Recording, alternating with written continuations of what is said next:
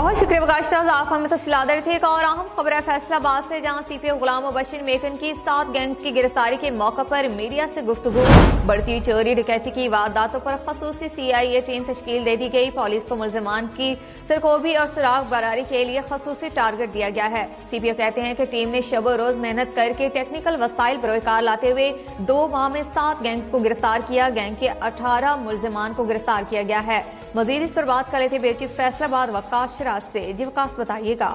आज बिल्कुल फैसलाबाद पुलिस की एक बड़ी कार्रवाई सामने आई है, जिसमें जो बढ़ती हुई चोरी डकैती राहजनी की वारदातों के खिलाफ जो है सीपीओ फैसलाबाद गुलाम मुबशिर मेकन की हदायत पर जो है एक बड़ी कार्रवाई की गई है, जिसमें पुलिस ने बैनुल सूबाई 7 गैंग को गिरफ्तार कर लिया है। गैंग के कब्जे से 40 कारें और 58 मोटरसाइकिल और जिनकी मालियत जो है 7 करोड़ 26 लाख से जायद है, वो बरामद कर ली गई हैं और गैंग के 18 मुलजमान को गिरफ्तार भी कर लिया गया है। इस मौके पर सीपीओ फैसलाबाद गुलाम मुबशिर मेकन ने जो मीडिया से गुफ्तगू करते हुए बताया कि बढ़ती हुई चोरी डकैती की वारदातों पर खुसूसी जो टीमें तश्कील दी गई थी, जिसमें CIA और SSP ऑपरेशन की ज़ेर निगरानी जो टीमें तश्कील दी गई थी, जिसमें पुलिस को मुलजमान की सरगोबी और सुराग बरारी के लिए खुसूसी टारगेट दिया गया था।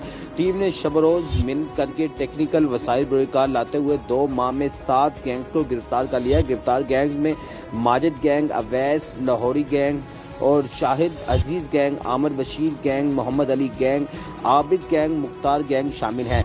गैंग के 18 मुलजमान को गिरफ्तार किया गया है और बैनुल सूबाई गैंग्स कार, मोटरसाइकिल राहजनी की वारदातों में मुलव्वस था। मुलजमान फैसलाबाद KPK के मुख्तलिफ इजला सूबा बलोचिस्तान में वारदातें करते थे। मुलजमान रिकॉर्ड याफ्ता और आदी मुजरमान हैं। मुलजमान की गिरफ्तारी पुलिस के लिए एक चैलेंज भी था, ये कहना था सीपी फैसलाबाद का। मुलजमान के कब्जे से मजीद बरामदी जो है मुतवक्किल है।